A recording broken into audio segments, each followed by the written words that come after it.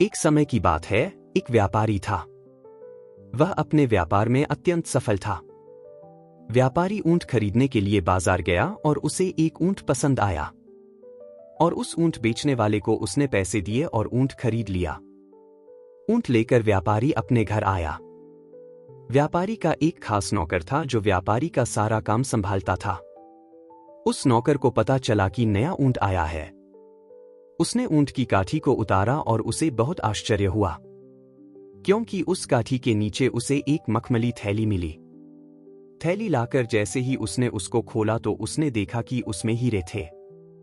वह चौंक गया। नौकर दौड़ के व्यापारी के पास गया और कहने लगा, मालिक, आप सिर्फ ऊंट नहीं लाए हो, आप तो ऊंट के साथ में बहुत सारे हीरे भी लाए हो। तभी व्यापारी ने कहा, क्या कह रहे हो? तो उसने दिखाया कि कितने सुंदर हीरे हैं। व्यापारी ने कहा, इस थैली को वापस बांधो, मैं इसे देकर आता हूं।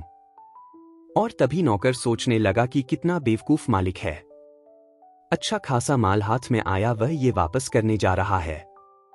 उसने व्यापारी को समझाया कि किसको क्या पता चलेगा, और आप ऊंट खरीद के लाए, बात यही खत्म हो गई। व्यापारी ने कहा कि मैं इसे वापस लौटाने जाऊंगा।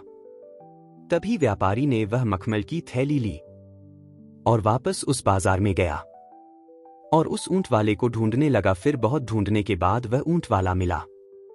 व्यापारी ने उससे कहा, वो जो ऊंट मैंने आपसे खरीदा उसके काठी के नीचे ये थैली मिली जिसमें बहुत सारे हीरे हैं।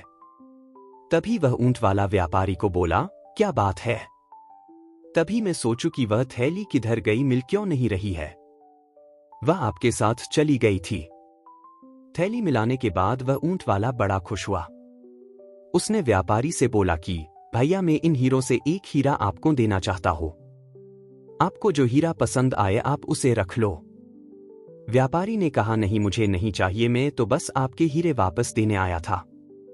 वह ऊंट वाला व्यापारी को हीरा रखने के लिए आग्रह करने लगा। तभी व्यापारी ने कहा, मैं पहले ही अपने पास 2 हीरे रख चुका हूं। और जब उस ऊंट वाले ने यह बात सुनी तो उसे गुस्सा आया। फिर भी उसने अपना गुस्सा शांत किया और उस मखमली थैली को निकाला। फिर अपने सारे हीरे गिनना शुरू किए कि हीरे पूरे हैं कि नहीं, और उसमें पूरे हीरे थे। तभी उसने व्यापारी ने कहा कि आप ये क्या कह रहे हो, आपने कौन से 2 हीरे रख लिए हैं? व्यापारी बोला, मैंने जो 2 हीरों को अपने पास रख लिए हैं उसमें पहला तो ईमानदारी और दूसरा अपना आत्मसम्मान।